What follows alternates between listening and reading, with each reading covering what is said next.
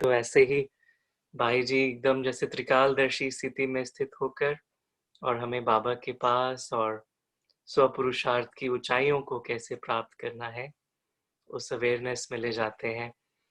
तो आज भी हमारा सौभाग्य है, भाई जी के साथ हम थोड़ा समय बिताएँगे और भाई जी हमें लाभान्वित करेंगे। तो भाई जी परिवार की तरफ से छोटा-सा flower and to welcome you. सभी बोलिए वेलकम भाई जी, सभी अनम्यूट करके बोलिए। वेलकम। सभी भाई बहनों को ओम वेलकम। शांति। ओम शांति। ओम शांति। ओम शांति। सभी बोलिए अनम्यूट करके वेलकम। ओम शांति भाई जी। हाँ, ओम शांति। वीडियो दिख रहा है ना सौरभ भाई? जी भाई जी, वीडियो दिखता है। जी जी जी, थैंक यू। Okay okay. ओम शांति। ओम शांति भाई जी। हाँ, आज के इस समय में हमें जो ड्रामा अनुसार कुछ विचार सागर मंथन करने का मौका बाबा ने प्राप्त कराया है, तो उसके अनुसार अभी वर्तमान समय के हिसाब से हमें इस बात का अवलोकन करना अत्यंत आवश्यक है कि देखो, आज कल परसों भी बाबा ने बड़ा सुंदर बात कही कि मनुष्य भी अपनी मत जो है, मनुष्य भी अपनी मत देते रहते हैं और परमात्मा भी श्रीमत देते रहते हैं। तो अभी इस समय ये हमें विशेष ध्यान देने की आवश्यकता है कि मनुष्य जो भी मत देते हैं, तो मनुष्य मत के आधार पर मनुष्य क्या बन सकता है। ज्यादा से ज्यादा मनुष्य मत के आधार से कोई इंजीनियर बनेगा, कोई डॉक्टर बनेगा, कोई बैरिस्टर भी बनेगा, अच्छा कंप्यूटर इंजीनियर बनेगा, साइंटिस्ट बनेगा।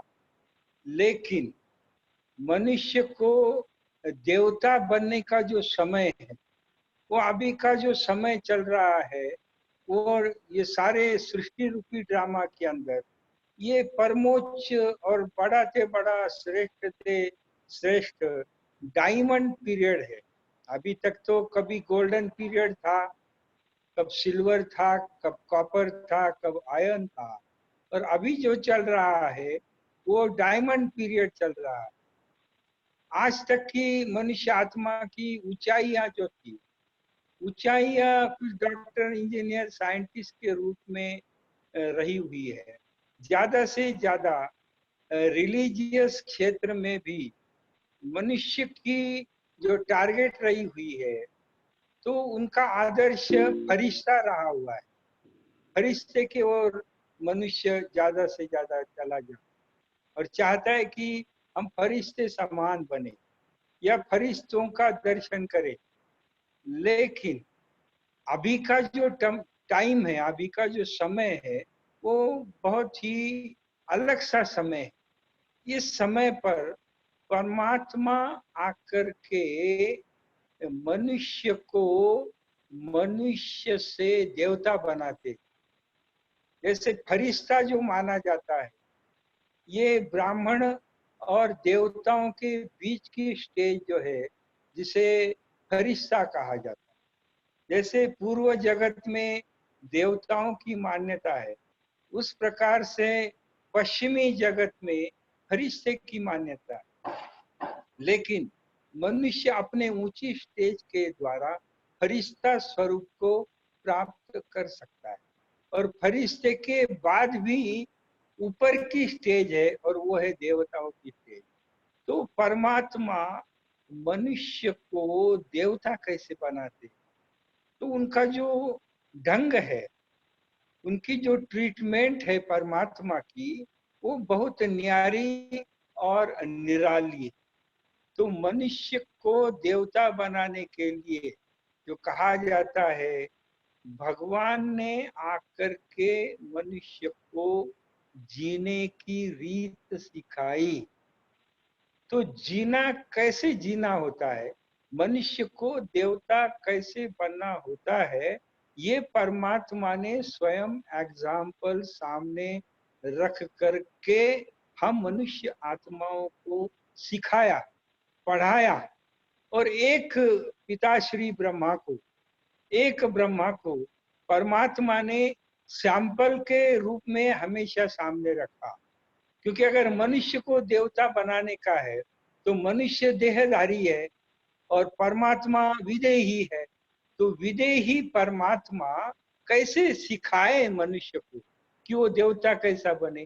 तो उसके लिए प्रैक्टिकल सैंपल के रूप में दादा लेखराज के शरीर में प्रवेश करके उनको दिव्य दृष्टि के द्वारा अनेक प्रकार के साक्षात्कार करा के पहला उनको ट्रांसफर किया मनुष्य से ब्राह्मण रूप में।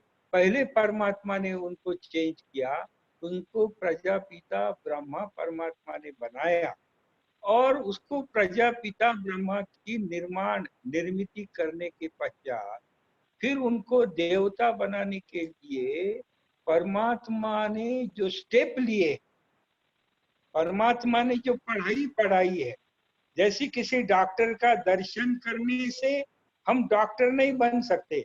भले डॉक्टर का हॉस्पिटल हमारे बाजू में है और रोज सवेरे स्नान करके हम डॉक्टर का दर्शन लेंगे तो हम कोई डॉक्टर नहीं बनेंगे। डॉक्टर बनने के लिए जिस प्रकार से हमें डॉक्टरी की विद्या को समझना आवश्यक है, उस प्रकार से परमात्मा ने भी मनुष्य को देवता बनाने की विद्या मनुष्य को सिखाई। और उसमें उसने विशेष 4 सब्जेक्ट में ये देवता बनने की विद्या परमात्मा ने सिखाई है। उसमें उन्होंने 4 सब्जेक्ट कौन से रखे, तो शिव बाबा ने, परमात्मा ने पहला विषय रखा है ज्ञान, दूसरा विषय उन्होंने रखा है योग, तीसरा विषय रखा है धारणा और चौथा विषय रखा है सेवा। तो ये चारों बातों में हमें निपुण बनना पड़ता है, चारों बातों में हमें मास्टर बनना पड़ता है, तो हम जाकर के देवता बन सकते हैं। अभी पहला पहला शुरू का सब्जेक्ट जो है, जो शिव परमात्मा ने ब्रह्मा के द्वारा हमको समझाया है, वो ज्ञान का सब्जेक्ट, नॉलेज का सब्जेक्ट है। तो नॉलेज जो परमात्मा ने सिखाया है वो बहुत अलग ढंग का नॉलेज परमात्मा ने दिया। वैसे आज के दुनिया में नॉलेज की कोई कमी नहीं है, हर एक क्षेत्र में बहुत सारा नॉलेज आज के दुनिया में है। माना फिजिकली है, भौतिक है, अनेक प्रकार के सब्जेक्ट भी है। तो ऐसे अनेक प्रकार के नॉलेज इस दुनिया में है, लेकिन मनुष्य को देवता बनाने का जो नॉलेज है, वह नॉलेज आज किसी भी मनुष्य मात्र के पास नहीं है। और उन्होंने जो ज्ञान दिया है, बोले साइंटिफिक क्षेत्र ने तो सारा फिजिकल नॉलेज ही मनुष्य को दिया है, भौतिक ज्ञान का ही परिचय उन्होंने उनके ज्ञान के द्वारा दिया हुआ। बाकी रही रिलीजियस की बात, तो रिलीजियस ने ऐसा सूत मुंझा दिया है, ऐसे अनेक अनेक सब्जेक्ट बताए हैं, सभी को एक मिक्स कर दिया है। तो जिसके कारण मनुष्य के बुद्धि में यथार्थ ज्ञान है ही नहीं। उन्होंने हर बात को टच किया है। वैसे महर्षि व्यास थे, उन्होंने 16 शास्त्र 18 पुराण लिखत उन्होंने लिखा, लेकिन उन्होंने हर सब्जेक्ट को, दुनिया के हर सब्जेक्ट मात्र को व्यास ने स्पर्श किया हुआ है, टच किया है। इसीलिए उनको कहा गया है सर्वत्र ज्ञानम व्यासोच्छिष्टम, माना व्यास ने हर सब्जेक्ट को स्पर्श किया है, हर सब्जेक्ट को स्पर्श किया है, किसको छोड़ा नहीं है। लेकिन किसी भी सब्जेक्ट में उन्होंने मास्टरी नहीं कराई। उसके अंदर व्यक्ति मास्टर नहीं बना हुआ है, खाली उसको टच करके छोड़ दिया है। लेकिन परमात्मा जो इस संगम युग पर मनुष्य आत्माओं को जो ज्ञान देते हैं, उसके अंदर जो अति आवश्यक जो ज्ञान है, जो यथार्थ ज्ञान है, जो मनुष्य आत्मा को आवश्यक है और जो लेने के बाद मनुष्य देवता बनने के रास्ते पर आ जाता है, ऐसा ज्ञान परमात्मा ने शुरू शुरू में मनुष्य आत्मा को। आत्मा क्या है? पहले पहले मैं कौन हूँ, मैं कौन हूँ, ये जो हुई है पहली है, इसके बारे में आज हर एक व्यक्ति क्या क्या समझ रहा है। कोई कहता मैं इंजीनियर हूँ, मैं डॉक्टर हूँ, मैं फलाना हूँ, मैं बिजनेसमैन हूँ। तो ये जो मैं था, ये अलग ढंग का मैं रहा। कोई कहता मैं महात्मा हूँ, कोई कहता हूँ मैं राजनेता हूँ। तो यह जो मैं का स्वरूप था, तो ये मैं तो वास्तविक मैं है ही नहीं ना। ये तो एक पार्ट है आपका, जो एक शरीर लेकर के आप बजा रहे हो, वो पार्ट का नाम वो है। बाकी आप जो है, आप तो उससे बहुत अलग है। ये पहले पहले परमात्मा ने रियलाइज कराया कि आप आत्मा हो और आप आत्मा एक देह में बैठी हुई है, और आप जो अपना व्यवसाय समझ रहे हो, वो आपके देह का व्यवसाय है, तो अपनी आत्मा का व्यवसाय नहीं है। बाकी आत्मा को भी आप यथार्थ नहीं जानते हो। कुछ टूटा फूटा आत्मा का नॉलेज व्यक्ति के पास, कि जिसके द्वारा वो आत्म अनुभूति नहीं कर सकता है। जब तक कि आत्मा का संपूर्ण ज्ञान आपको नहीं है, तब तक आप आत्मा की अनुभूति नहीं कर सकते। हाँ, आप उसका वर्णन करेंगे। जैसे शक्कर हम कहते हैं, तो शक्कर शक्कर शक्कर, शुगर शुगर शुगर, आपने एक सारा पन्ना भर करके शुगर शुगर शुगर शुगर अक्षर लिखा, और वो सारा पन्ना भर लिखने के बाद उसको चाटने से तो आपको मिठास अनुभव नहीं होगी ना। तो अगर आपको मिठास का अनुभव करने का है, तो शुगर आपको आपके जीवा पर रखनी पड़ेगी, तो आप समझ सकेंगे कि मिठास क्या होती है। उस प्रकार से आत्मा को रियलाइज करने के लिए हमको आत्मा का यथार्थ ज्ञान चाहिए। एक भी पॉइंट में, एक भी परिचय में अगर आप गलत रास्ते पर जाते हो, तो आप आत्मा की अनुभूति नहीं कर सकते। समझो, आप कहते हैं आत्मा जो जन्म लेती है, परमात्मा ने बताया कि वो 84 मनुष्य जन्म लेती है। मनुष्य की आत्मा मनुष्य का ही शरीर धारण करती है, ये परमात्मा ने आकर बताया।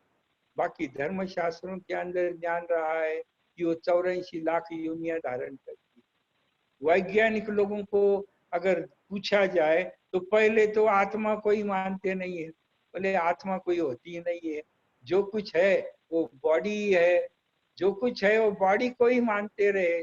अभी अभी कुछ वर्षों के अंदर कुछ रिसर्च जो हुआ, beyond the experiences, beyond body experiences, यानी डॉक्टरों ने जब लिखत में सुनाया कि भाई बॉडी के बावजूद भी हम कुछ एक्सपीरियंस कर सकते, तो आत्मा को जानने की थोड़ी सी कोशिश आज के डॉक्टरों ने की, और उन्होंने भी आत्मा को समझने की वो भी कोशिश कर रहे हैं। अभी तक उन्होंने यथार्थ रीति से आत्मा को जाना नहीं है, अभी तो सिर्फ मान्यता देना आरंभ कर दिया है।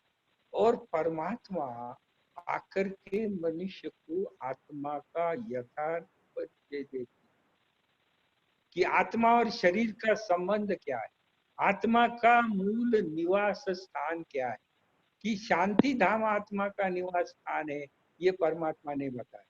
हाँ, गीता ने उसको टच करने की कोशिश की, गीता ने परमात्मा के तरफ जाने की अधिकतर कोशिश की, लेकिन वो भी उसके पास पहुंच नहीं सकती। गीता में परमात्मा ने कहा हुआ है, न भासेते चंद्र सूर्य, न शशांको, न पावकाहा, तद धामम परमम मम, मेरा जो परम धाम है जहाँ सूर्य चांद की रोशनी नहीं पहुंचती है, जो स्वयं प्रकाशित तत्व है, वो मेरा परम धाम, यह रहने का मेरा स्थान है। वही जो बाप का रहने का स्थान है, वही बच्चों का रहने का स्थान है, वही आत्माओं का रहने का स्थान है।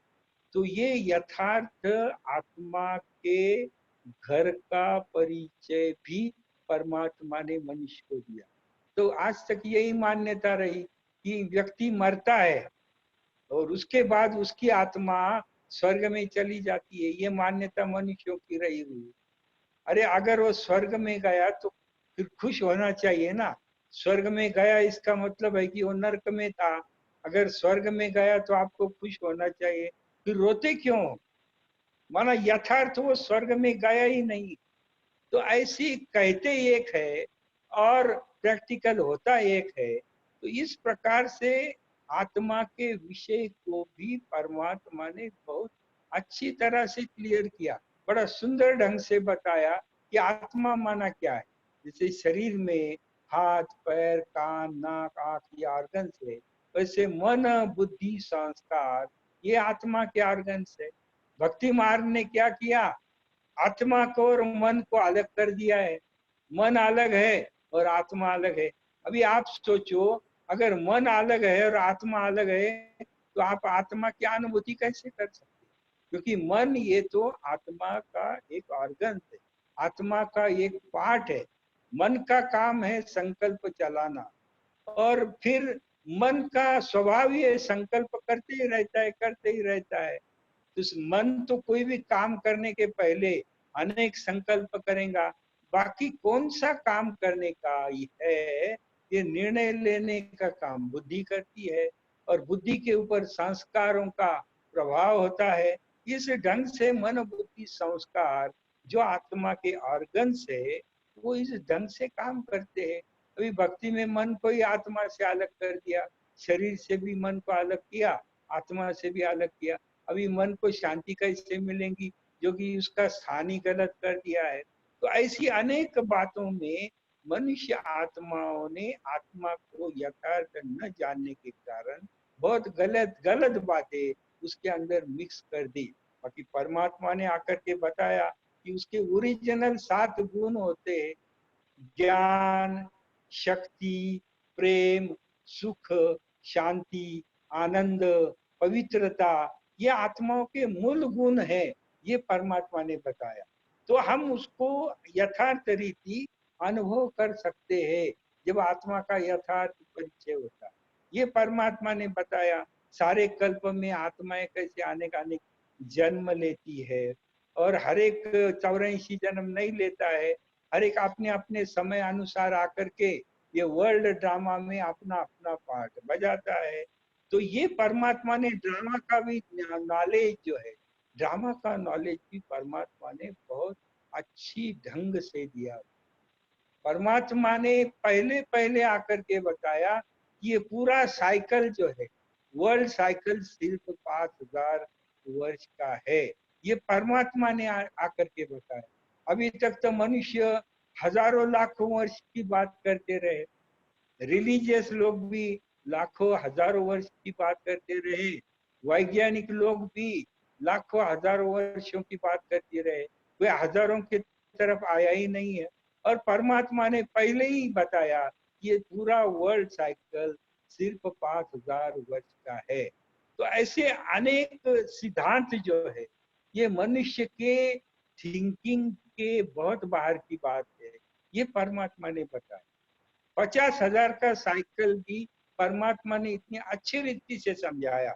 वैसे वेदांत ने भी एक कहा हुआ है कि कलयुग की आयु, जैसे स्वास्तिक परमात्मा ने समझाया, स्वास्तिक के 4 समान हिस्से होते हैं, और सारे भारतवर्ष में भी सारी दुनिया में स्वास्तिक का पूजन होता है। उसके 4 हिस्से 4 युगों के प्रतीक है, चारों भी समान युग होते हैं। ये परमात्मा ने आकर के समझाया। मनुष्य ने स्वास्तिक को बताया, स्वास्तिक तो उसने दिखाया, लेकिन युग की आयु क्या कहा?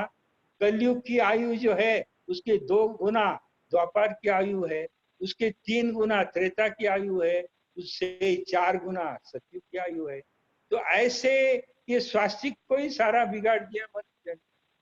फिर वैज्ञानिक दृष्टिकोण से भी देखते हैं तो वैज्ञानिक लोग भी कोई चीज अगर पुरानी चीज उपलब्ध होती है तो बड़ा हजारों लाखों वर्ष की आयु बताते। ये 40,000 साल पुरानी है, ये 50,000 साल पुरानी है, उसका कोई इतिहास नहीं है।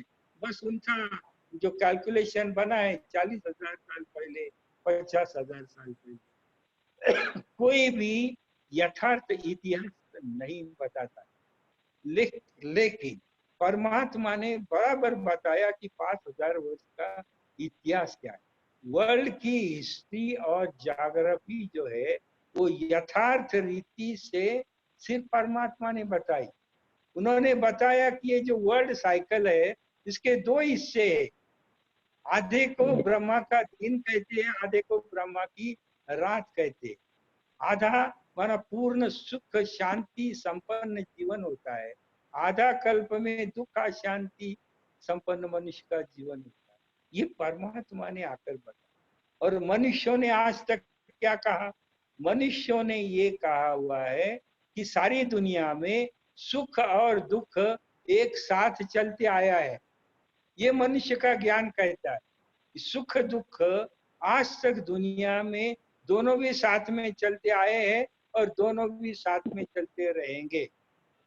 लेकिन परमात्मा ने ये ज्ञान दिया है कि सुख दुख कभी भी साथ में नहीं आते, हमेशा एक पीरियड होता है। एक सुख का पीरियड होता है आधे हिस्से में और आधा हिस्से में दुख का पीरियड। जैसे हम देखते हैं कि आधा दिन प्रकाश का होता है और आधा दिन रात का होता है। जब प्रकाश होता है तो अंधेरा नहीं होता है, और जब अंधेरा होता है तो प्रकाश नहीं होता है, ये आधा आधा है। उस प्रकार से सृष्टि कल्प भी आधा कल्प में सुख शांति पवित्रता होती है, जहाँ दुख का अशांति का नामो निशान भी नहीं होता है। ये परमात्मा ने बताया। जब सुख होता है तो दुख नहीं होता है, और जब दुख होता है तो यथार्थ सुख नहीं होता है। ये सिद्धांत परमात्मा ने हमको आकर के सिखाया है और ये रियलाइज करके दिया है। अभी का जो पीरियड है ये दुख का पीरियड। कोई भी व्यक्ति लो, उसको हर प्रकार से सारा सुख उपलब्ध नहीं होता है। कहाँ न कहाँ उसके अंदर कुछ न कुछ कमी अवश्य होती है। उसको धन अपार होगा तो उसका तन ठीक नहीं होगा, तन ठीक होगा तो उसकी संतान ठीक नहीं होगी, उसका संबंध संपर्क ठीक नहीं होगा। किसी न किसी एक बात में तन मन धन और जन, ये 3 प्रकार के भाग्य होते हैं।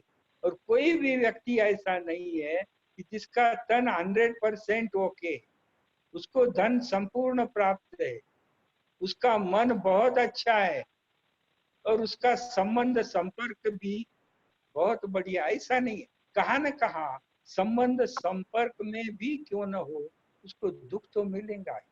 हाँ, ये जरूर है, आज की विदेशी दुनिया में समझो अमेरिका है, ऑस्ट्रेलिया है, लंदन है, तो इन पश्चिम देशों में आत्माएं नई नई होने के कारण उनको परम धाम से नई नई सृष्टि में पधारने के कारण उनका सुख का परसेंटेज ज्यादा होगा।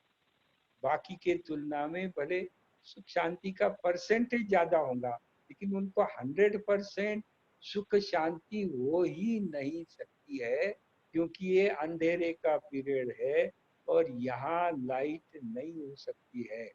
हाँ, आपने प्रबंध किया होगा जीने के लिए लाइट का, लेकिन नेचुरल सारी दुनिया में लाइट नहीं होती है, अंधेरा ही होता है।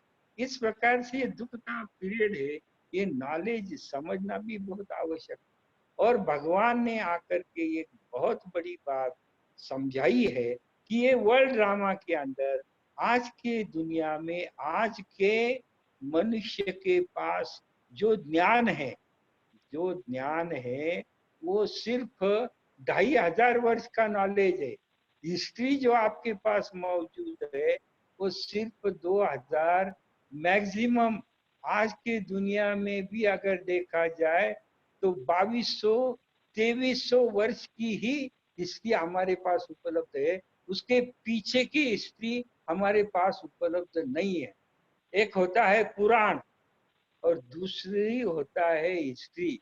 हिस्ट्री और पुराण में बहुत बड़ा अंतर है। पुराण में तो ठोक दिया जाता है वर्ष की बातें, इसको 16,000 वर्ष हो गए, इसको 25,000, इसने 80,000 वर्ष से तपस्या की, कोई हिसाब देने का नहीं है। तो पुराणों में तो ऐसी बातें ठोक दी जाती है, और साइंस ने भी ऐसी हजारों लाखों वर्ष की बात ठोक दी जाती है, उसकी कोई बाकायदा हिस्ट्री नहीं बताई जाती है। और हिस्ट्री हिस्ट्री उसको कहा जाता है जिसमें यथार्थता होती है।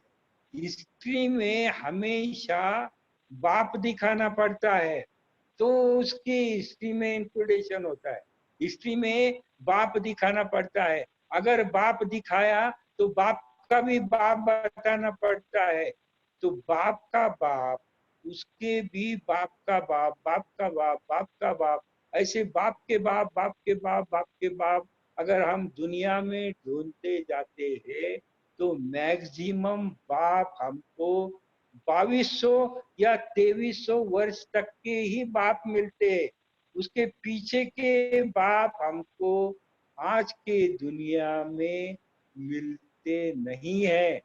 तो परमात्मा ने कहा कि मैक्सिमम हिस्ट्री जो है वो आपके पास 2500 वर्ष की पीछे की हिस्ट्री आपके पास कण मात्र भी नहीं है, और वो हिस्ट्री फिर परमात्मा आकर के बताते, उसका नॉलेज देते हैं। उसके पीछे का पीरियड सिल्वर एज का पीरियड था, उसके भी पहले दुनिया के स्टार्टिंग में जो पीरियड था वो गोल्डन एजेड पीरियड था।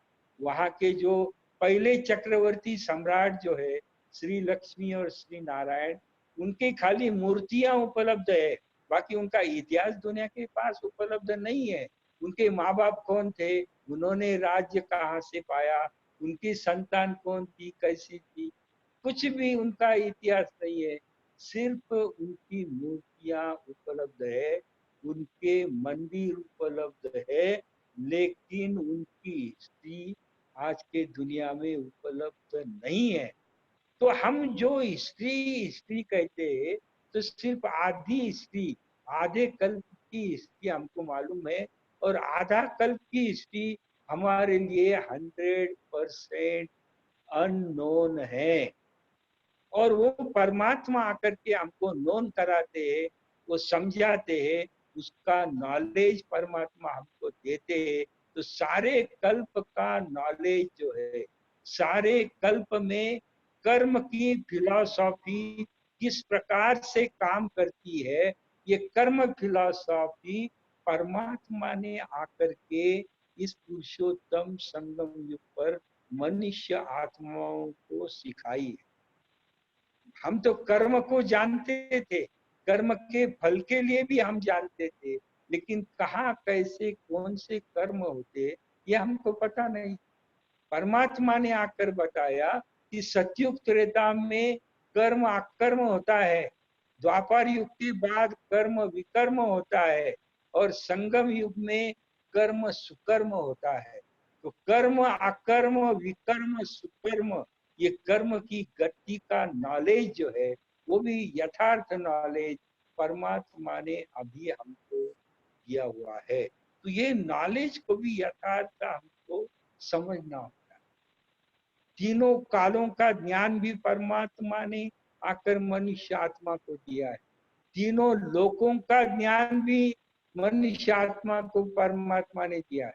मुस्लिम धर्म में तो 7 आसमान दिखाए हुए, ये स्वर्ग पृथ्वी पाताल ऐसे 3 लोग बताते हैं, तो वो अपने ढंग से बताते, और परमात्मा ने वास्तविकता बताई कि ये साकार मनुष्य सृष्टि जो है ये साकार वतन है, इसके ऊपर आकाश तत्व के ऊपर ये सूक्ष्म वतन है, अव्यक्त लोक है, और उसके पार निराकार वतन है, निराकारी दुनिया है।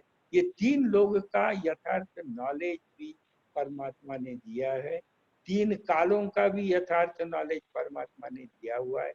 और जिसके आधार पर मनुष्य की जो बुद्धि है वो यथार्थ रास्ते पर आ जाए। कर्म अकर्म विकर्म कर्म की फिलॉसफी भी है, वो परमात्मा ने बताया। और परमात्मा क्या है, उन्होंने ही आकर के अपना परिचय मनुष्य आत्माओं को भगवान ने आकर के गीता में उन्होंने कहा है कि मेरा परिचय मैं आकर के देता हूं। भले आज गीता शास्त्र जैसा शास्त्र है कि जिसको सारी दुनिया में मान्यता है नॉलेज के आधार पर, वैसे गीता तो कितनी छोटी है, 700 श्लोकों की जो गीता है। हाँ, दक्षिण भारत में हम देखते तो लॉकेट में, गले में जो लॉकेट होता है, वो लॉकेट में वो गीता रखते हैं। इतना छोटा सा गीता शास्त्र है, लेकिन उसका अर्थ समझाने के लिए आज हजारों किताबें तैयार हो गई। कितनी छोटी सी गीता जो पॉकेट में डाल करके जेब में भी रख सकते हैं, इतनी छोटी गीता, इसका इतना महत्व क्यों है? क्यों? क्योंकि एक शब्द के कारण गीता का बड़ा महत्व। कौन सा शब्द? भगवान वाच्य। कोई भी शास्त्र ने भगवान वाच्य नहीं कहा है, हर एक ने अपने अपनी मत बताई, लेकिन गीता एक ऐसा धर्म शास्त्र है कि जिसने भगवान वाच्य कहा, भगवान ने क्या उच्चारण किया वो बताया। इसीलिए इस शास्त्र का इतना महत्व। और इस गीता शास्त्र के आधार पर आज दुनिया में हजारों ग्रंथ बने हुए। शुरू शुरू में गीता का भाव समझाने की कोशिश आदि शंकराचार्य ने किया, उसका नाम शंकर भाष्य रखा। उसके बाद दुनिया के अनेक विद्वान, चाहे पूर्व के वैज्ञानिक हो, चाहे पूर्व के फिलोसोफर हो या पश्चिम के फिलोसोफर हो, अगर किसी को फिलोसोफर कहलाने का है तो उसको गीता के ऊपर भाष्य करना पड़ता है। संत ज्ञानेश्वर, उन्होंने गीता पर भाष्य किया। ये लोकमान्य तिलक थे, उन्होंने गीता पर भाष्य किया। तो ऐसे गीता के ऊपर अनेकों ने अपने अपने विचार दुनिया में रखे, लेकिन गीता में परमात्मा कहता है कि मुझे क्या कहने का है, वो मैं धर्म ग्लानि के समय, यदा यदा ही धर्मस्य ग्लानिर्भवति भारत अभ्युत्थानम धर्मस्य तदात्मानं सृजाम्यहम् परित्राणाय साधूनां विनाशाय च दुष्कृतां धर्म संस्थापनार्थाय संभवामि युगे युगे। मैं अनेक अधर्म का नाश करके एक सत्य धर्म की स्थापना करने के लिए मैं स्वयं आता हूँ। मैं स्वयं सत्य धर्म की स्थापना करता हूँ। ये परमात्मा का वचन है। इसीलिए आज भले हजारों ग्रंथ है, फिर भी मनुष्य परमात्मा को ढूंढ ही रहे। आपको बताने में हमें बड़ा हर्ष है कि आज स्वयं वो गीता का भगवान अपना ज्ञान दान का काम जो है, वो ज्ञान सागर परमात्मा आज स्वयं ज्ञान दान कर रहे। तो उस ज्ञान को आप समझो तो आपकी सद्गति होगी।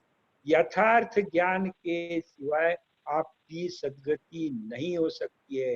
परमात्मा ने दिए हुए ज्ञान के द्वारा ही मनुष्य आत्मा की सद्गति, माना अच्छे जीवन में परिवर्तन हो सकता है, वरना कोई भी ज्ञान के आधार से मनुष्य का जीवन परिवर्तन नहीं हो सकता है। हाँ, आपको अच्छी बातें सुनाने वाले बहुत आत्माएं आज की दुनिया में भी है, वो आपको शुभ राय देंगे। मनुष्य आत्माएं भले कोई महात्माएं कहलाते, महात्माएं आपको शुभ राय देंगे, अच्छे विचारवंत भी आपको अच्छी अच्छी बातें सुनाएंगे, लेकिन उन बातों से, उन राय से आप देवता नहीं बन। आप भला आदमी बन सकते हैं, लेकिन देवता नहीं बन सकते। वो देवता बनने का नॉलेज स्वयं परमात्मा ही दे। तो वो ज्ञान को भी यथार्थ समझना होता है।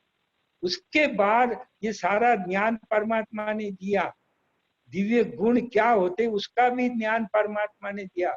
मैं स्वयं परमात्मा क्या हूँ और मेरा वर्ल्ड ड्रामा में क्या रोल है, वो भी परमात्मा ने ज्ञान दिया। नहीं तो हम अपने अपने ढंग से परमात्मा को मानते थे। आज परमात्मा के बारे में क्या है, आज इतने वेद शास्त्र आदि जो थे, तो वेदों ने क्या कहा, वेदों ने आगे जाकर भगवान का वर्णन करते करते उन्होंने कहा ये नहीं थी माना हम भगवान को नहीं जानते हैं, वो यथार्थ रीति वेदों ने कहा। हम उसको यथार्थ नहीं जानते हैं, वो वेदों ने यथार्थ रीति कहा है। और आज के मनुष्य को परमात्मा के बारे में, गॉड के बारे में, जिसको भी कहो कि आप हमें गॉड का परिचय दो, तो कोई भी गॉड का परिचय देने लगेगा। जो जिसको आता है वैसा वो बताएगा। आज भगवान के बारे में क्या है, जितने मुख उतनी बातें, जितने मुख है ना उतनी भगवान के बारे में बातें है, और यथार्थ भगवान तो बाजू को ही रह जाता है। तो यथार्थ भगवान क्या है, वो इज गॉड, वो स्वयं गॉड आकर के मनुष्य को समझाते कि मैं कौन हूँ, क्या हूँ, मैं क्या करता हूँ और मैं क्या नहीं करता हूँ। ये भी उसको यथार्थ समझने का है।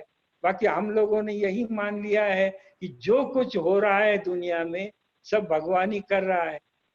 अरे अगर सब कुछ भगवान कर रहा है तो हम दुख क्यों भोग रहे? दुख भोग रहे तो भगवान को भोगना चाहिए ना। हमको ऐसे ये आज के पीरियड में हमको क्यों घर में बैठना पड़ता है? हम क्यों नहीं बाहर निकल सकते? तो ये जैसा कर्म हम करते वैसा फल हमको भोगना पड़ता है। परमात्मा तो कर्म और फल के बाहर परमात्मा है, तो उसको भी यथार्थ समझना पड़ता है। आत्मा क्या है उसका भी नॉलेज होता है। ड्रामा क्या है, वर्ल्ड ड्रामा का भी नॉलेज होता है। परमात्मा क्या है, सुप्रीम सोल क्या है, उसका भी यथार्थ नॉलेज होता है, जो अभी परमात्मा करके दे रहे। और उसके पश्चात परमात्मा ने मनुष्य को देवता बनाने के लिए उसने दूसरा सब्जेक्ट सिखाया है, और वो है योग। योग भी परमात्मा ने मनुष्य को सिखाया।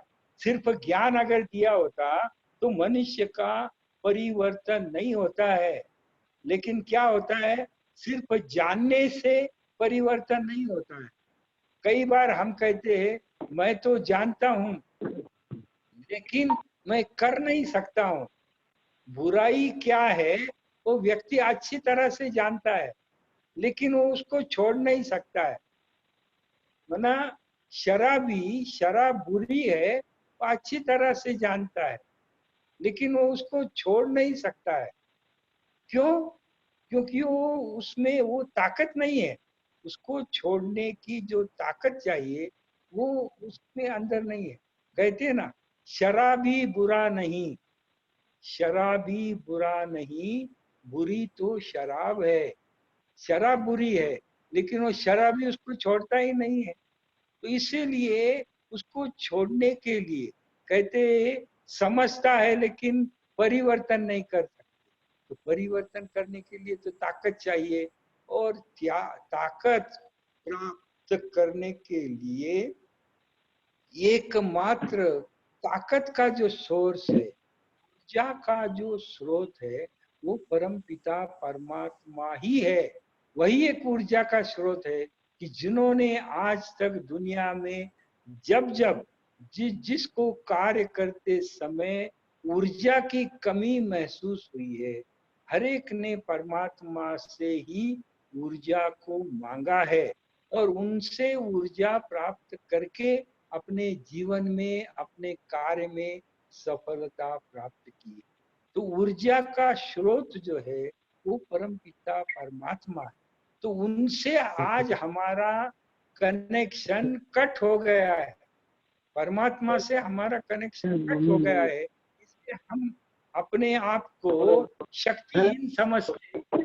हाँ, हेलो। तो हम अपने आप को इतना शक्तिशाली नहीं समझते। तो परमात्मा से कनेक्शन कैसा रखने का, वो पावर ऑफ सोर्स जो है उससे हमारा कनेक्शन कैसे रखने का, वो भी परमात्मा आकर के समझा कि ये देह में रह करके आप मेरे से कनेक्शन नहीं रख सकते। आप पहला पहला देह को भूल जाओ, पहला रियलाइज करो कि I am a soul and son of supreme soul. ये पहला रियलाइज करो। ये परमात्मा ने कहा कि मैं सोल हूँ और वो सुप्रीम सोल की मैं संतान हूँ। ऐसा उसके साथ कैसे कनेक्शन रखने का, वो भी नॉलेज शुरू में दिया, और कैसे कनेक्शन रखने का वो तरीका भी परमात्मा ने मनुष्य को सिखाया। तो परमात्मा से, वो तो ओशन ऑफ नॉलेज है, वर्ल्ड ऑलमाइटी अथॉरिटी है, हर प्रकार का शक्ति का स्रोत है परमात्मा। जैसे सोलर पावर हम कहते हैं, तो सूर्य के अंदर तो पहले भी पावर थी, आज भी पावर है। सोलर पावर के आधार पर आज कितना काम हो रहा है, कोई उसका चार्ज नहीं पड़ता है सोलर से पावर लेकर काम करने के लिए। तो उस प्रकार से आज तक तो जानते नहीं थे, 100-200 वर्ष पूर्व सूरज से पावर कैसा जमा करने का उसका नॉलेज नहीं था। और अभी हमको नॉलेज प्राप्त हुआ है कि सोलर से कैसी पावर लेने की।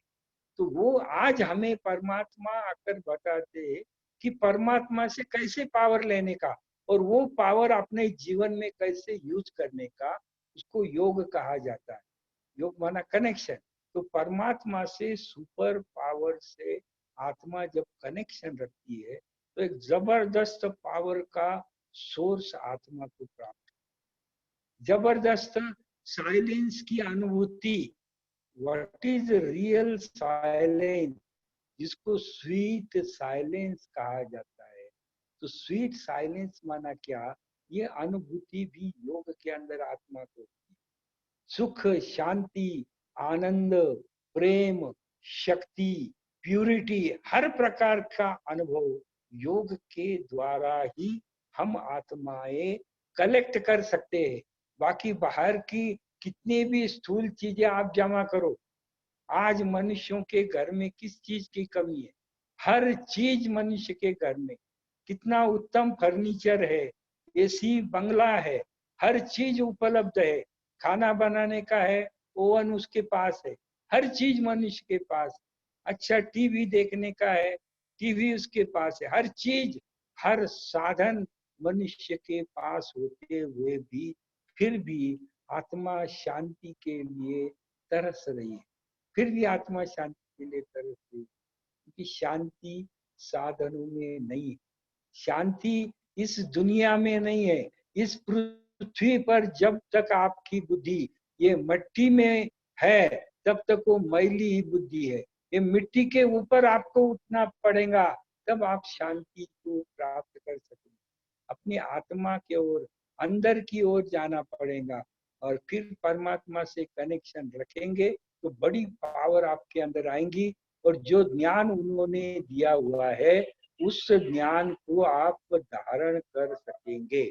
तो ज्ञान को धारण करने के लिए नॉलेज जो परमात्मा ने दिया, उसके साथ साथ उन्होंने योग भी सिखाया।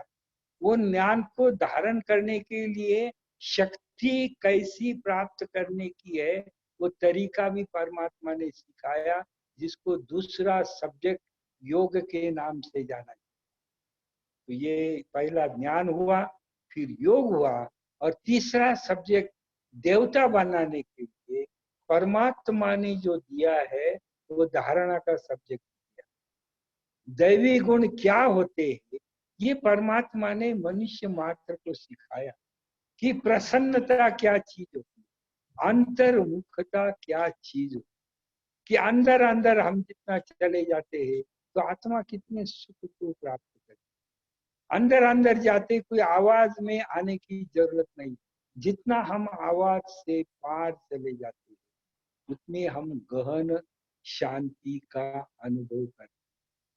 तो ये अंतर्मुखता का लाभ, जो अंतर्मुखता का दैवी गुण धारण कैसा करने का, वो परमात्मा ने सिखाया। पहली पहली बात उन्होंने सिखाई कि पवित्रता को धारण करो। धारणा परमात्मा ने सिखाई है, प्यूरिटी है जो है वो धारणा का मूल मंत्र है, प्यूरिटी। और पवित्रता माँ है, प्यूरिटी इज ए मदर। और सुख शांति उसकी दो बच्चे, सुख उसका बच्चा है, शांति उसकी बच्ची है। अगर आपको जीवन में सुख और शांति चाहिए, अगर ये दो बच्चे चाहिए ना, तो आपको माँ के पास जाना पड़ेगा, वरना प्यूरिटी धारण करनी पड़ेगी। जब प्यूरिटी धारण करेंगे तब ही आप स्थायी रूप से सुखी भी हो सकेंगे और स्थायी रूप से आप शांति का भी अनुभव कर सकेंगे। ऐसे पवित्रता का दैवी गुण धारण करने के लिए परमात्मा ने सिखाया।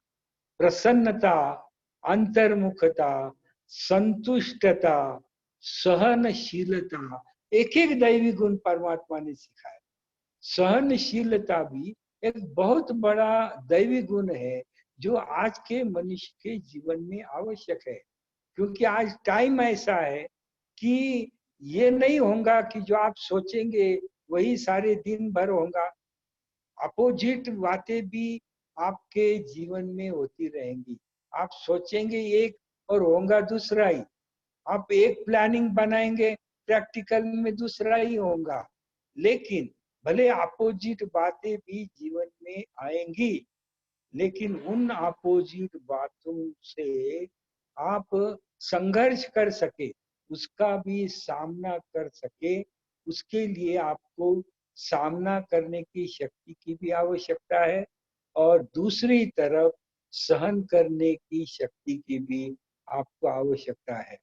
अगर आपके अंदर सहन करने की अगर ताकत है ना, तो कोई आपका कुछ बिगाड़ नहीं सकता है। भले बिगाड़ने वाला आपके ऊपर कितना भी प्रयोग करे। जैसे कोई अच्छी दीवार होती है, पत्थर की अगर कोई दीवार और उसको डैमेज करने के लिए भल कोई 10 बार अपना सर वो दीवार पर टपकता है, दीवार को गिराने के लिए कोई 10 बार सर टपकता है, तो उसका सर फूटेगा, दीवार को कुछ नहीं होगा। उस प्रकार से सहनशीलता एक ऐसी ताकत है कि भले अपोजिट साइड से कितना भी टकराव आदि होता है, लेकिन जिसके अंदर सहन शक्ति होती है उसके ऊपर कोई परिणाम नहीं होता है। जो आने वाला है वो डैमेज हो जाएगा, बाकी सहन शक्ति वाला कभी भी डैमेज नहीं। तो इस प्रकार से सहन करने की शक्ति होती है। कई बार समाने की शक्ति की जीवन में बहुत आवश्यकता, क्योंकि हमें अनेक आत्माओं से संपर्क में आना पड़ता है। कोई अच्छी आत्माएं होती है जिससे हमको सुख मिलता है, लेकिन कोई ऐसी दुष्ट आत्माएं भी होती है, अपवित्र आत्माएं भी होती है, कोई विकारों के अधीन आत्माएं, आसुरी संस्कार वाली आत्माएं भी हमारे इर्द गिर्द होती है, हमारे आजू बाजू में होती है। और भले उनके द्वारा हमें दुख मिलता है, लेकिन हम उनको त्याग नहीं सकते, क्योंकि हमारा कर्म का खाता ही उनों के साथ जुड़ा हुआ है। तो उनके साथ तो हमको रहना ही पड़ेगा। भले अच्छा नहीं लगता है, लेकिन रहना ही पड़ेगा, क्योंकि हमारा कार्मिक अकाउंट उन लोगों के साथ है। तो ऐसे गलत व्यक्तियों के साथ रहते हुए भी खुश रहना, प्रसन्न रहना, ये भी एक दैवी गुण होता है। प्रसन्नता का एक दैवी गुण होता है।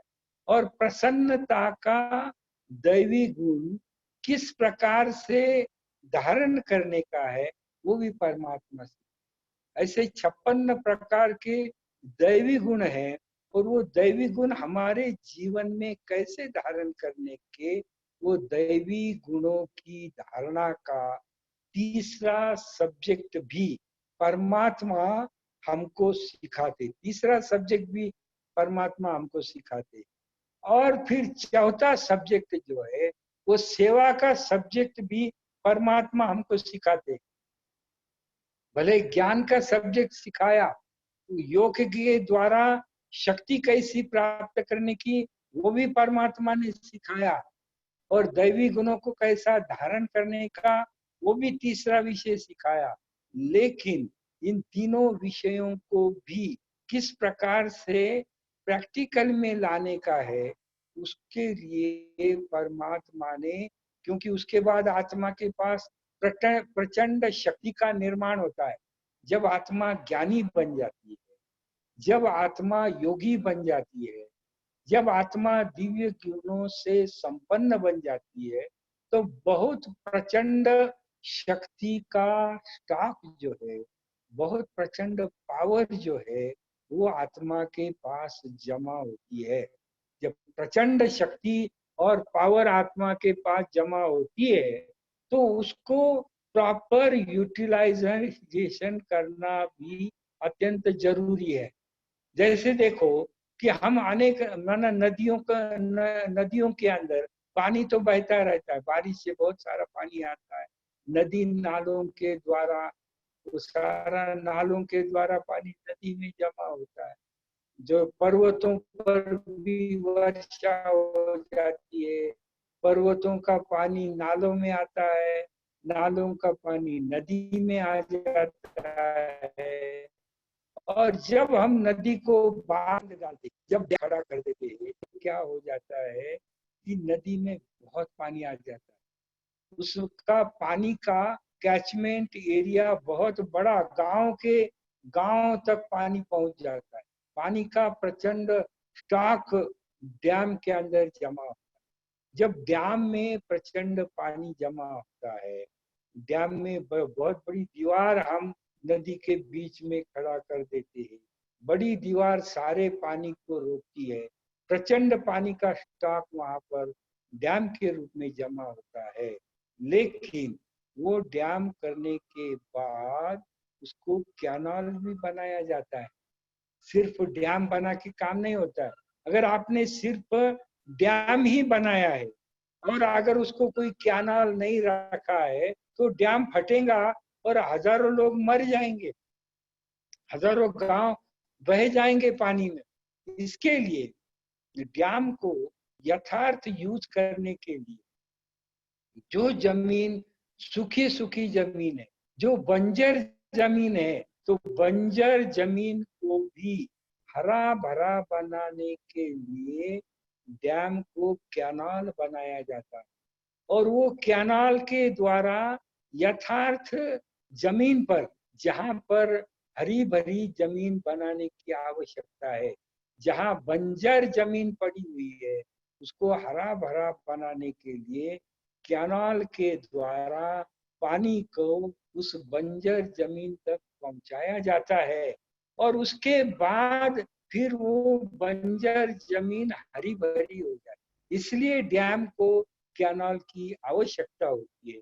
उस ही प्रमाण जब हम ज्ञान धारण करते, ज्ञान को समझते, योग द्वारा शक्ति का निर्माण होता है, शक्ति का संचय होता है, दिव्य गुणों के कारण आत्मा में एक बहुत बड़ी डिवाइन पावर जमा हो जाती है। तो ये ज्ञान योग और धारणा के बाद जो कुछ इतना बड़ा पावर का स्टॉक जमा हो जाता है, तो अगर उसको सेवा का कैनाल अगर परमात्मा ने नहीं बनाया होता तो ये डैम कब का फट गया होता। तो उसको यथार्थ यूज करने के लिए, जैसा चाहिए वैसा यूज करने के लिए एक सेवा का कैनाल भी परमात्मा ने बना के दिया है, जिसको चौथा सब्जेक्ट के रूप में परमात्मा ने रखा हुआ है। तो क्या होता है, जैसे जैसे हम अनेक आत्माओं की सेवा करते जाते तो हमारा दुआओं का स्टॉक जो है वो बहुत बड़ा दुआओं का स्टॉक जमा होता है। और आज के जीवन में सिर्फ मनुष्य को दवा से काम नहीं बनता है। आज कई बार डॉक्टर देखते कि एक डॉक्टर ने अनुभव सुनाया कि मैंने ईश्वरीय ज्ञान को क्यों विश्वास किया। तो बोला, मैं डॉक्टर था और मैं क्या करता था, हर रोज सवेरे 7 बजे वार्ड में चक्कर लगाता था। मैंने एक दिन देखा कि 2 पेशेंट एक समान थे, दोनों के ब्लड रिपोर्ट भी एक जैसे ही थे, बीमारी भी एक जैसी थी। मैं दोनों को दवाई भी एक जैसी दवाई लिख करके दिया, लेकिन जब मैं रिजल्ट देखता था तो एक पेशेंट बहुत जल्दी जल्दी क्योर होता था और दूसरा पेशेंट क्योर ही नहीं हो रहा था। उसका क्योर होने का जो कोर्स था वो बहुत माइन्यूट था, उसमें फर्क ही नहीं पड़ रहा था, और दूसरा पेशेंट जल्दी जल्दी क्योर होता था। मैं सोचने लगा दोनों की फिजिकल कंडीशन एक समान है, दोनों को ट्रीटमेंट भी एक समान है, फिर एक जल्दी जल्दी रिकवर हो रहा है और दूसरा रिकवर ही नहीं हो रहा है। इसका कारण क्या है? तो जब देखा कि एक के पास दवा के साथ दुआओं का स्टॉक भी बहुत बहुत पुण्य कर्म जीवन में किए थे, इसलिए दवा के साथ दुआ होने के कारण वो जल्दी रिकवर हुआ। और एक ने कभी अच्छे कर्म जीवन में किए ही नहीं है, सिर्फ दवा दिया, वो रिकवर नहीं हो सकता। तो दवा के साथ दुआ की आज जरूरत है। और जब अनेक आत्माओं की हम सेवा करते हैं तो हमको उनकी दुआएं भी प्राप्त करना अत्यंत आवश्यक। ये सेवा का सब्जेक्ट भी, सेवा बहुत बड़ा सब्जेक्ट है। परमात्मा ने तन की सेवा करने को भी कहा है, धन की सेवा करने को कहा है, मन की सेवा करने को कहा है। तो सेवा के अनेक रास्ते परमात्मा ने बताए हैं। तो ज्ञान, योग, धारणा और सेवा, ये चारों सब्जेक्ट का अभ्यास हमें करना है। और चारों विषयों का बैलेंस इस ईश्वरीय जीवन में करना अत्यंत आवश्यक है। अगर आप ज्ञान में बहुत फास्ट है और योग में अगर आप कमजोर होंगे तो ईश्वरीय जीवन का सुख आप उपभोग नहीं कर सकते। अगर आप ज्ञान भी है, आपके पास योग भी है और आप सेवा नहीं करेंगे तो दुआ नहीं मिलेंगी और आपका ईश्वरीय जीवन सुखमय नहीं होगा। इसीलिए ईश्वरीय जीवन में ज्ञान भी चाहिए, योग भी चाहिए, धारणा भी चाहिए और सेवा भी चाहिए। ऐसा नहीं कि सेवा आप बहुत रात दिन सेवा करो और धारणा का पता नहीं, तो भी काम नहीं चलेगा। तो ज्ञान, योग, धारणा और सेवा चारों सब्जेक्ट का जब इस ब्राह्मण जीवन में बैलेंस होगा, जब चारों सब्जेक्ट का बैलेंस होगा तो हमारा ब्राह्मण जीवन यथार्थ सुखमय, शांतिमय हमारा ब्राह्मण जीवन होगा। और तब ही हम संगम युग पर अति इंद्रिय सुख का अनुभव कर सकेंगे, वरना नहीं। इसलिए चारों सब्जेक्ट का बैलेंस ये वर्तमान समय ब्राह्मण के लिए बहुत बड़ी आवश्यकता थी। और ड्रामा अनुसार हमारा सेवा का सब्जेक्ट बहुत स्पीड से चल रहा था और स्व उन्नति के तरफ, हमारा धारणा के तरफ इतना ध्यान नहीं था। तो परमात्मा ने हमारे धारणा और सेवा को बैलेंस करने के लिए हमको ऐसा आज का समय दिया हुआ है। भले कोरोना जैसा जीवाणु निमित्त बना है, लेकिन उसके कारण क्यों न हो, हमको धारणा सेवा का बैलेंस करने का अच्छा मौका परमात्मा ने दिया है। तो इस समय का लाभ लेकर के हम विश्व सेवा और स्व सेवा का बैलेंस करें और ब्राह्मण जीवन में अति इंद्रिय सुख का अनुभव करें। अच्छा, ओम शांति। ओम शांति भाई जी, thank you so much, it was beautiful. आपने इतना सुंदरता से आज की मुरली भी बाबा ने कहा कैसे मनुष्य मत नीचे ले जाती है और श्रीमत देवता बनाती है। तो आपने चारों सब्जेक्ट्स का विस्तार से एकदम एक्सप्लेन करके समझाया कि कैसे बाबा की श्रीमत हमें देवता बनाती है और कैसे चारों सब्जेक्ट का बैलेंस अभी चाहिए। नहीं, थैंक यू भाई जी। किसी को कोई क्वेश्चन हो, प्रश्न हो तो पूछ सकते हैं। अगर किसी को कोई प्रश्न पूछना हो भाई जी से तो पूछ सकते हैं।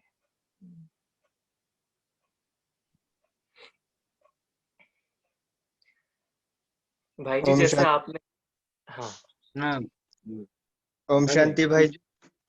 हाँ, ओम शांति भाई। हम ये पूछना चाहते हैं, ये जो कोरोना वायरस अभी चल रहा है, तो ये मान के चलें कि ये समाप्ति की तरफ लेके जा रही है? हाँ, ये जो है, ये कोरोना वायरस का जो रोल चालू हुआ है, इसके पीछे भी बहुत बड़ा ईश्वरीय राज है। क्योंकि अभी ये परिवर्तन की बेला है और जो परमात्मा को इसी धरा पर स्वर्ग लाने का है। स्वर्ग के लिए कुछ नई धरा होने वाली नहीं है, नई धरनी पर स्वर्ग नहीं आने वाला। इस ही दुनिया में, इसी धरा पर अगर स्वर्ग आने का है तो इस दुनिया में ही परिवर्तन लाने की आवश्यकता है। और अभी नया परिवर्तन लाने की परमात्मा ने शुरुआत की है। जिस प्रकार से आज तक विनाश का कारोबार भी गुप्त रूप में रहा, या अण्वस्त्र अणुबॉम्ब का निर्माण आदि ये भी गुप्त रूप में रहा हुआ है, उस प्रकार से दूसरी तरफ नई दुनिया के स्थापना का परमात्मा का जो कार्य है वो कार्य भी गुप्त रूप में ही रहा हुआ है। तो दोनों कार्य भी अभी तक सामने नहीं आए, बाकी दोनों का टाइमिंग इकट्ठा हो रहा है। एक तरफ विनाश की एक्टिविटी का भी टाइम अभी आया हुआ है और नई दुनिया के स्थापने के एक्टिविटी का भी टाइम आ रहा है। दोनों भी अभी एक दूसरे से मिलना आरंभ कर रहे हैं। तो अभी विनाश का कार्य आज तक जो गुप्त रूप में था, ये विषाणु आदि जो लैबोरेटरीज में रहे हुए थे, अभी वो मैदान में आ रहे हैं। तो ये अभी ये एक फॉल होने का काम शुरू हुआ है। पुराना मकान तोड़ने की तैयारी परमात्मा ने की हुई है, ये काम आरंभ किया हुआ है। तो अभी आपको हर एक बात टूटती हुई नजर आएंगी, बनती हुई नजर नहीं आएंगी, समझा। और दूसरे तरफ बनने का भी काम चलेगा, लेकिन वो भी एक स्थान होगा जहाँ नई दुनिया के निर्माण का काम भी चलेगा। वो भी सीन आपको देखने को मिलेंगी कि इस दुनिया में एक क्षेत्र जो है वो परमात्मा सेव करते जाएगा, जहाँ पर सारे तत्व प्रसन्न होकर के हर बात अनुकूल होती जाएंगी। पृथ्वी, आप, तेज, वायु, आकाश, ये पंच तत्व भी उस क्षेत्र में सकारात्मक काम करेंगे और दूसरे तरफ ये विनाश का काम भी वो करेंगे। तो हमको दोनों भी सीन अभी धीरे धीरे देखने में आएंगी। पहला तो है कि अभी गिरने का काम, जब तक आप इसको गिराएंगे नहीं, ये पुराने मकान को जब तक आप तोड़ेंगे नहीं, तो वहां पर नया मकान कैसा खड़ा होगा। तो ये विनाश की जो प्रक्रिया है, जो कोरोना नाम से अभी स्टार्ट हो गई, ये बिगुल बज गया है। पुरानी दुनिया के डिस्ट्रक्शन के काम को प्रत्यक्ष होने का बिगुल अभी बज गया है। अभी ये आपको टूटते हुए अनेक बातें टूटते हुई आपको आगे नजर आएंगे, समझा। आपको इसके बाद बहुत बड़े पॉजिटिव समाचार नहीं आएंगे, क्योंकि अभी वो आरंभ हो गया है तोड़ने का काम। हाँ, और गुप्त रूप में दूसरे तरफ जो स्थापना का काम था वो भी धीरे धीरे धीरे धीरे वो भी काम संपन्न होने के समाचार भी आपको सुनने को मिलेंगे। जैसे भाई दिल्ली के तरफ श्री कृष्ण का जन्म होने वाला है, तो उस भूमि से ऐसा कुछ परिवर्तन होगा ये अर्थक्वेक वगैरह के द्वारा कि वहां पर भी नव निर्माण का काम धीरे धीरे शुरू हो जाएगा। और दूसरी तरफ चारों तरफ दुनिया में एक कोलैप्स होने का ही, डिस्ट्रक्शन का ही काम अभी शुरू होगा। अभी आरंभ हो चुका है। अभी आपको कोई बहुत बड़े बड़े पॉजिटिव समाचार नहीं आएंगे। हर बात में आपको दिखाई देगा कि मानव की ताकत कितनी कमजोर है। ईश्वरीय शक्ति के आगे भगवान की जो ताकत है वो क्या है, तो आपको देखने को आएगा। भगवान ने हाथ में डंडा लिए बिना हर एक को घर में बिठाया है, कुछ भी नहीं किया, हर एक को घर में बिठाया है। ये किसकी पावर है? कौन था आज दुनिया में ऐसी कौन सी व्यक्ति है कि दुनिया के लाखों लोगों को घर में बिठा करके रख, कोई के पास वो पावर है आज लाखों को घर में बिठाने की? लेकिन परमात्मा ने ऐसा काम करके दिखाया कि सबको घर में बिठा दिया है। तो इसके पीछे भले काम डिस्ट्रक्शन का है, लेकिन इसके पीछे परमात्मा की मूवमेंट है। परमात्मा की इसके पीछे बड़ी मूवमेंट है। और अभी वो पीरियड आ रहा है घर तोड़ के नया बनाने का, तो तोड़ते ही जाएंगे ना, आपको वही समाचार सुनने को मिलेंगे। तो आपको पहले से मालूम है, इसलिए डरने की कोई बात नहीं है। ये आपको मालूम ही है कि ये अभी टूटने का पीरियड आया हो, समझा। और ये जितना फोर्स से टूटेगा उतनी नई दुनिया जल्दी जल्दी नजदीक आ जाएंगी। तो हमको तो नॉलेज होने के कारण बाबा ने कहा ना कि मीरू का मौत और मलुक का शिकार। मलुक का उसको मौत होंगी उधर और इसको तो बड़ी खुशी होंगी, तो दुनिया तो वो अनुभव करेंगी और हमको मिरुआ मौत मलुक का शिकार हो जाएगा। तो ऐसे हमको ज्ञान होने के कारण अभी ये इसका कुछ परिणाम नहीं होगा, लेकिन ये अवश्य समझ के लो कि ये गिरने का पीरियड है, अभी सुधरने का पीरियड नहीं है। समझा ना? सुधरने के 5% समाचार मिलेंगे आपको, तो 95% बिगड़ने के समाचार मिलने वाले हैं, क्योंकि अभी परिवर्तन की बेला है और नजदीक नजदीक नई दुनिया भी आ रही है। अभी परमात्मा कब तक वेट करेगा? अभी वो पीरियड नजदीक आया हुआ है।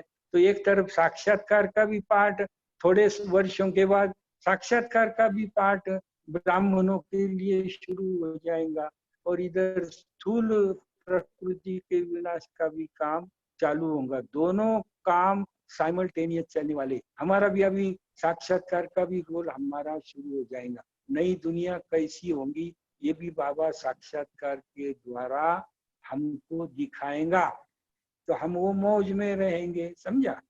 तो अभी समय को समझ करके चलना है, बाकी ऐसा भीति में आने का, भय में आने की कोई आवश्यकता नहीं।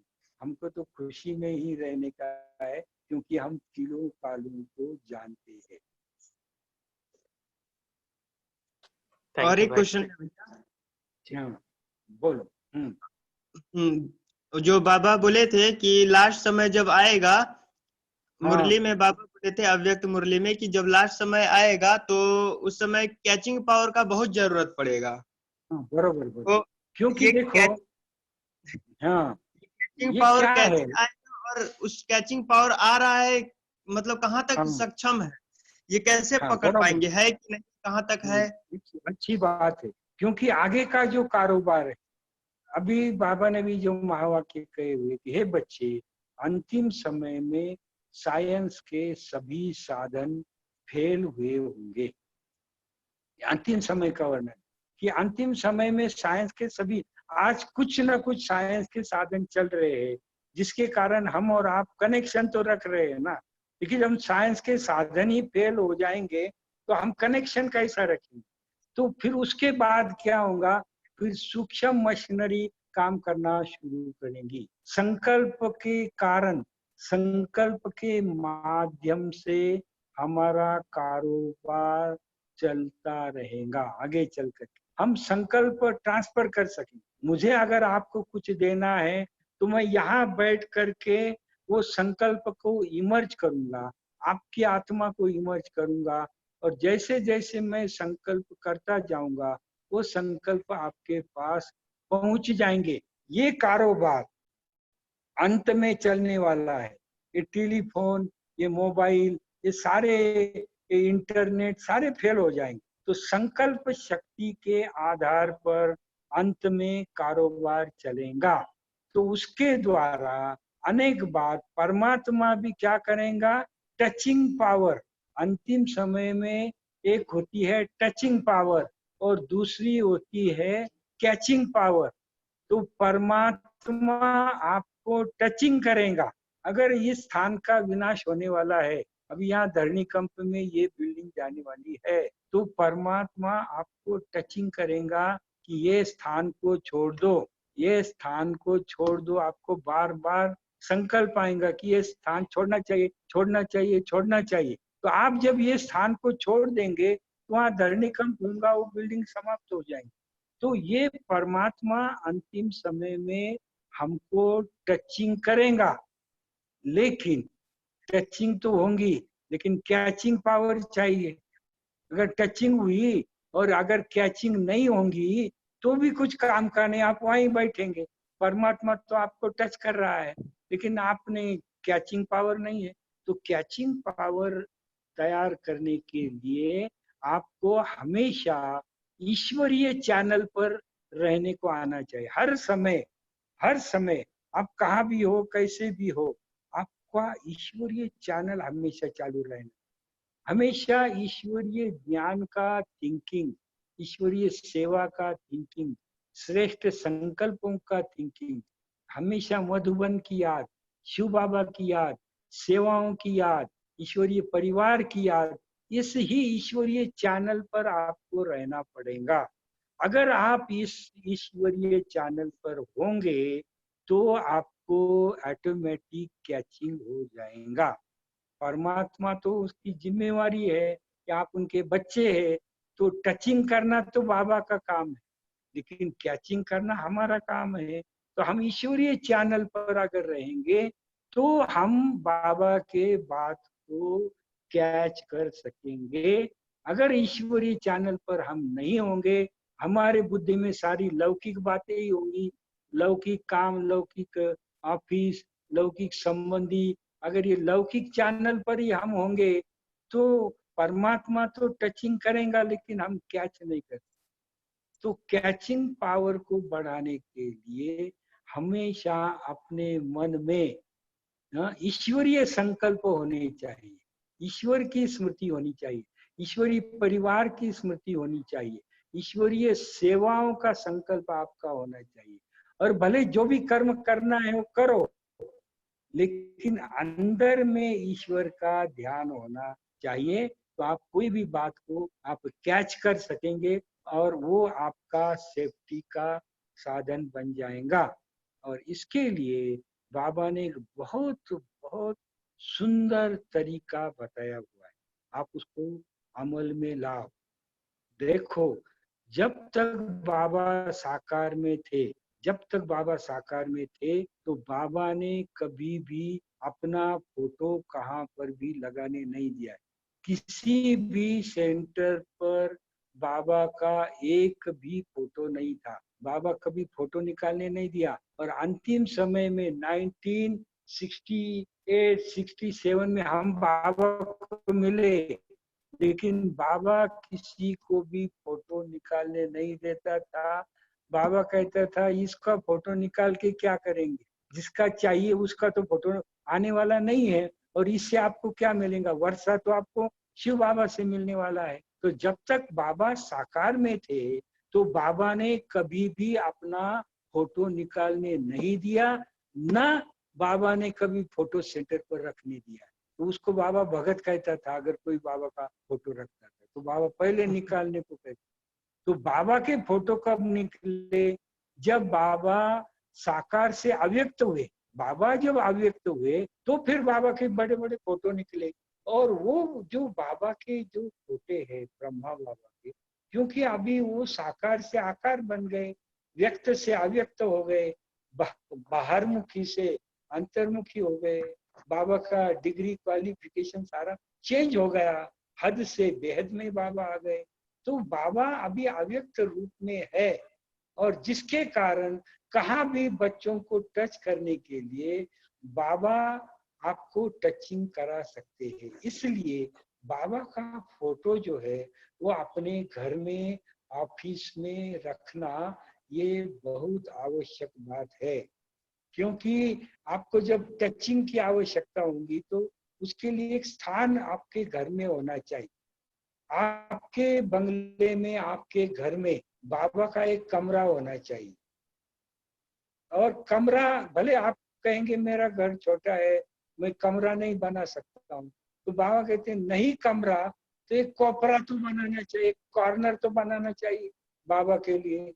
बिगर कॉर्नर का किसका घर है क्या, किसका रहने का स्थान बिन कॉर्नर का तो नहीं। कोई भी एक कॉर्नर बाबा को दे दो, वहाँ बाबा का फोटो लगा दो, और बाबा से रोज एक समय फिक्स करके बाबा से अमृत बेला करो, एक टाइम फिक्स करके बाबा से रूह ज्ञान करो, बाबा से बातें करो। बाबा के दृष्टि से आप अपनी दृष्टि मिलाते रहो, मिलाते रहेंगे। स्थान और समय अगर एक निश्चित होगा तो उस निश्चित स्थान पर और निश्चित समय में बाबा, अगर आपको कुछ टचिंग करने का है तो उस समय बाबा आपको टचिंग कराएगा, और बिल्कुल आपको बाबा सेफ रखेगा। इसलिए घर घर में, ऑफिस में बाबा का फोटो रख करके समय समय पर एक समय निश्चित करके बाबा को याद करना चाहिए, बाबा से दृष्टि लेना चाहिए। तो आप अनुभव करेंगे कि उसके द्वारा भी बाबा मुझसे बात करेगा और आपको दृष्टि देगा और आपके बुद्धि में टचिंग करेगा। इसलिए इस बात का भी अगर हम यूज करते हैं तो वो भी आज के समय में अत्यंत आवश्यक है, क्योंकि बाबा अव्यक्त है। कहाँ भी किसी भी स्थान पर आकर बाबा जो चाहिए वो आपको टचिंग करा सकते हैं। बहुत थैंक यू सो बहुत मच, धन्यवाद भाई जी, थैंक यू सो मच बहुत भाई जी। बहुत धन्यवाद। भाई जी जब आप बोलते हैं तो ऐसे ही लगता है कि एकदम बाबा की एनर्जी आ रही है और लगता है सुनते ही रहे, जैसे सागर की लहरें आती है वैसे ही अनुभव होता है। हाँ, बाबा ने जो सिखाया है वही आपके साथ में भी रखते, जैसे सिखाया, क्योंकि सीखते ही गए जीवन में, हमेशा बाबा को देखते गए, बाबा को अपने जीवन में लाने की कोशिश किया, कैसे बाबा परिवर्तन करते रहे वो भी देखते रहे और वही जीवन में लाते रहे। भाई जी आपने बहुत सुंदर बताया, चारों सब्जेक्ट्स का बैलेंस से अतीन्द्रिय सुख का अनुभव होगा, हाँ, तो ये वरना नहीं बहुत ही हो सकता। इम्पोर्टेंट बात है। कई बार हमें लगता है योग में ही हम बैठे रहे तो ही अतीन्द्रिय सुख होगा, पर हाँ, बाबा के नहीं तो आप सन्यासी बनेंगे फिर, हम्म, आप राजयोगी नहीं बन सकते।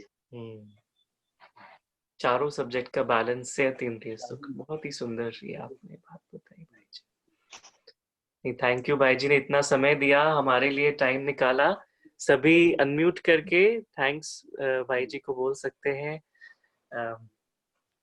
मैं बड़ी खुशी हुई कि आज यूएसए वालों से भी मिलना हुआ। बाबा भले शरीर से दूर है लेकिन आत्मा से कितने नजदीक है, वो भी अच्छा अनुभव हुआ। बिल्कुल, थैंक यू भाई जी, थैंक यू। थैंक्स।